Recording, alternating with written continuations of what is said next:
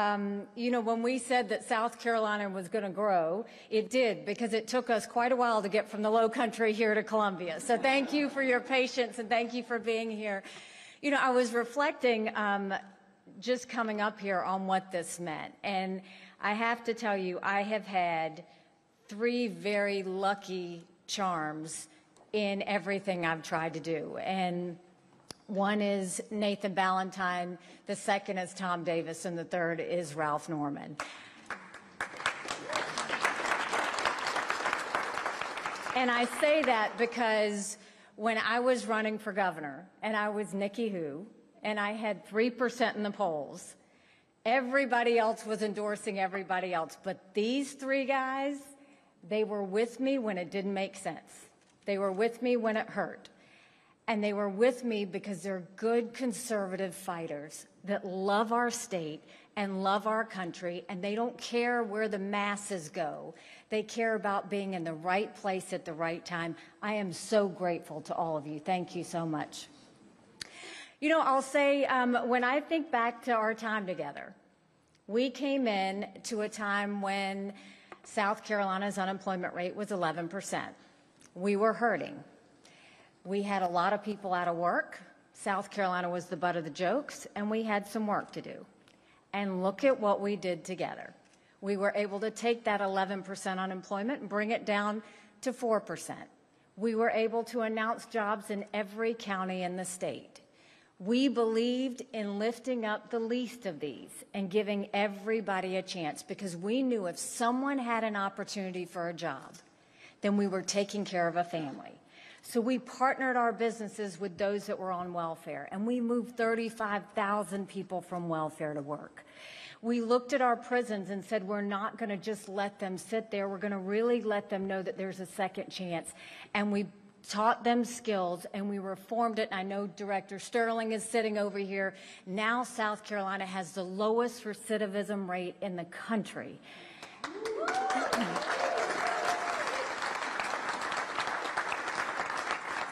We said we were going to protect those that were victims of domestic violence, and we really decided to get to work on that. And we focused on what it was going to take to thank those who had taken care of us. We made veterans a priority, and we focused on making sure that when they came to South Carolina, we cut their taxes, we made sure they had a job, and we made sure that they knew South Carolina was home for them. We cut taxes on small businesses because we knew small businesses were the heartbeat of America. And we focused on those that are the next generation. We said that every child had to be able to read by the 3rd grade, and we were going to make sure that we set them up for success. And when you look at what we did otherwise, it's probably the crisis times that I appreciate South Carolina the most. I have my pastor here, Pastor Jeff was here, and he saw that South Carolina struggled through those years that I was governor. We had the shooting of Walter Scott, and South Carolina rallied, and we passed the first body camera bill in the country to show we would have the backs of our law enforcement, and we would never let a dirty cop do that to someone again. Then we had the horrific shooting at Mother Emanuel. It could have brought us to our knees. But instead, what did South Carolina do? You showed the entire country what strength and grace looked like. We dealt with a 1,000-year flood where we saw the entire state underwater and people lose a lot of what they had. And what did we do? We rallied, and neighbors took care of neighbors, and we lifted South Carolina up again. We had our share of hurricanes, and you saw me multiple times a day telling you everything I knew, because I always knew if we were transparent with you and if we gave you the information, you could make the decisions to keep your family safe. And so through all of that, what ended up happening? We became an economic powerhouse. We showed that transparency wins for people. We showed that what it's like to have the backs of our military. We focused on our kids and lifting them up, and South Carolina became known as the beast of the Southeast, which I still love.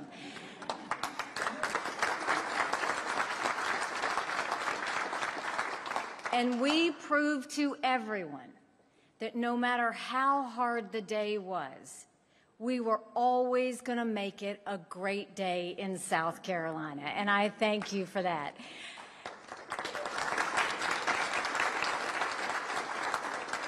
And as a girl who was blessed to serve the state that raised me, and now honored to be running for President of the United States of the country I love so much, I say with great love and gratitude to a husband who is deployed overseas, who knows how much this day means to me, to 2 children who continue to hold the fort for our family and keep us all tight. I will tell you, South Carolina has been my family. And now we look at a country that needs saving. Our country is hurting. And when you look at the fact that we are $34 trillion in debt, 60% of Americans are living paycheck to paycheck. 50% of American families can't afford diapers. 1 in 6 Americans can't pay their utility bill. Social Security will go bankrupt in 10 years. Medicare will go bankrupt in 8. We look at our education system, and across our country, only 29% of 8th graders in our country are proficient in reading. Only 26% of 8th graders in our country are proficient in math. We owe it to them to make sure we get them right, or we're going to be in a world of hurt 10 years from now. You see crime on our streets because prosecutors refuse to prosecute according to the law. And you look at an open border that is so arrogantly reckless that we're assuming what happened in Israel won't happen here. And it can, and it will. America has to stop thinking and acting like it's September 10th and start remembering what it felt like on September 12th. We have a country to save. And as you look at that, you look around the world, and the world is on fire. We see a war in Europe. We see a war in the Middle East. You've got China on the march, and America is retreating. That's not how you win. A strong America doesn't start wars. A strong America prevents wars. And we have to start being a strong and proud America again. We did it starting in South Carolina. We're going to finish it at the Oval Office. I'm going to work hard to make you proud like I always have. And together, we will work on saving our country and getting our country back on track. Thank you very much. God bless you. I appreciate it.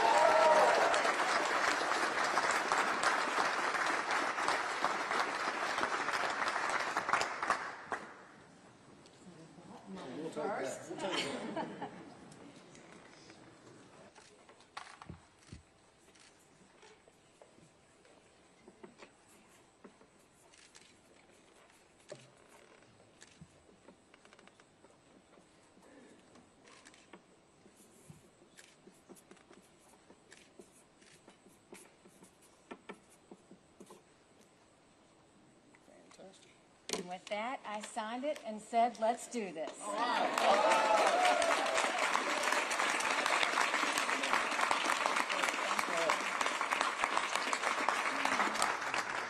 Okay, and with that, we'll answer a few questions. We appreciate the press that showed up today. Governor? Yes. In this room, you appointed... We're going to do... Oh, go ahead. Governor, in this room, you appointed Tim Scott to the U.S. Senate. You've been critical of him during the debates. Was that appointment a mistake? Do you regret it now?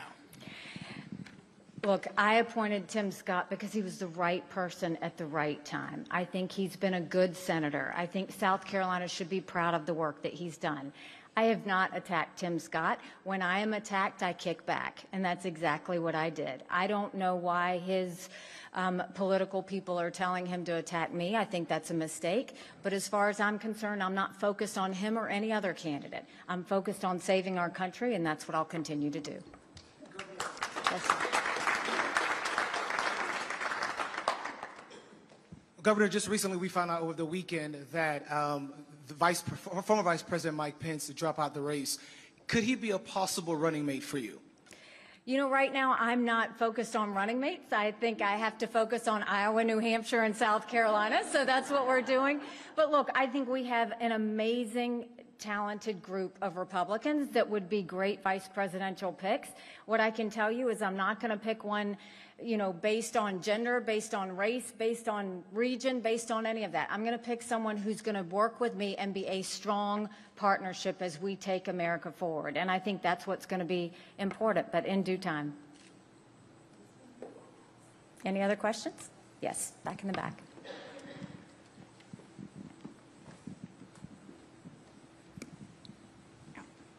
Media with CBS News. We know you've mentioned there's a focus in states like Iowa, South Carolina, New Hampshire, but beyond that, when it comes to the Latino vote in the U.S., how do you plan to recruit them? You know, I think we've focused on them throughout the country. As we go around the country, they care very much about the things that are front of mind. They care about the fact that inflation is high. It costs more at the grocery store. It costs more at the gas station, and their checks are getting slimmer. They care about their children's education and making sure that their children have a better opportunity than what they had. They worry as much about the border as anyone else because they know the terrorist threats that face us, and they want to know that they're safe. And they care about crime on our streets. And more than that, I think they understand more than anyone what loving America means because they've seen socialism, they've seen communism, and they know the dangers around them. And so we're going to continue to go and recruit them. I have said for too long that Republicans have lost the last 7 out of 8 popular votes for president. That's nothing to be proud of. We should want to win the majority of Americans. And the way we do that is we focus on how to lift up everyone, not just a select few. And we'll continue to do that to earn every one of them their support. Yes. Hi, Alex Tejada with ABC Columbia. With Donald Trump having such a high lead in the polls and having already a popular, fan base, how do you defeat him in the primaries? The same way that I defeated an attorney general, a very popular congressman, a state senator, and a lieutenant governor. I mean, I think that, I've always been the underdog. I enjoy that. It's what makes me scrappy. But no one's going to outwork me in this race. No one's going to outsmart me in this race. It is slow and steady wins the race, but you win it based on relationships. You win it based on touching every hand, answering every question, and earning the trust of the American people. And I think that we will see that if you saw the polls today in Iowa, I am now in second place in Iowa, second place.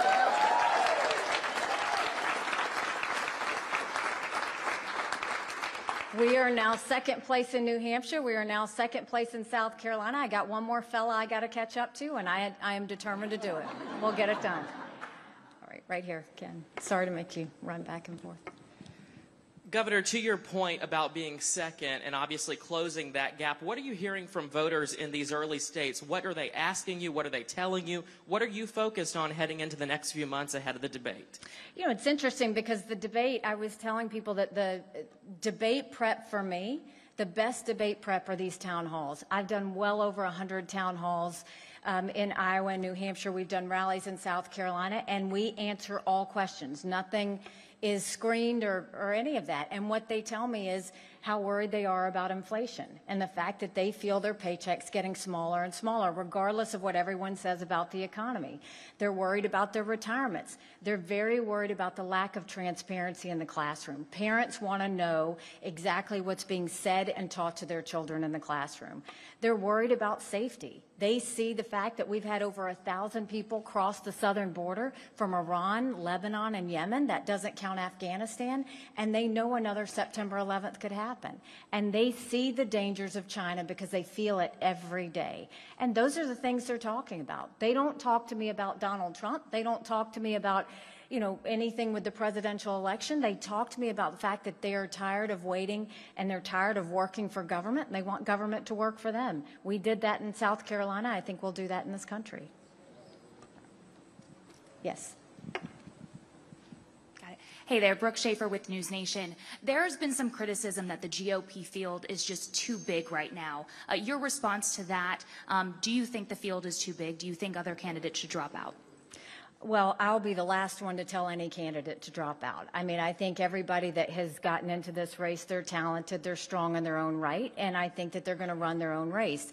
But I'll tell you, if you look, we started with 13 candidates. 8 made it to the first debate stage. 7 made it to the second debate stage. There's 4 of us that have qualified for the 3rd debate stage. We've got another debate in December, 2 in January, and as these debates happen, anyone that doesn't get on the stage continues to fall, and so we think that that's going to wind down, so that by the time we get to Iowa, we've got a small handful. Going into New Hampshire, a couple more will drop, and then we'll come to the sweet state of South Carolina, and we'll finish it.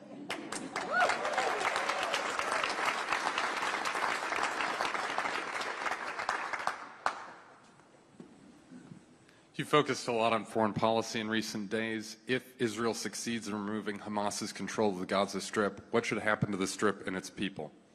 I think that's for Israel to decide. I don't think that's for America to decide. This is a war that has been horrific, but I think it's also a war that we have to constantly remember. There would be no Hamas without Iran. Iran is the one that gave the green light. Iran is the one that allowed all the brutality. That needs to be our overall focus, because when they were going and raping women and burning bodies and dragging bodies through the streets of Gaza, what were they saying? They were saying death to Israel, death to America.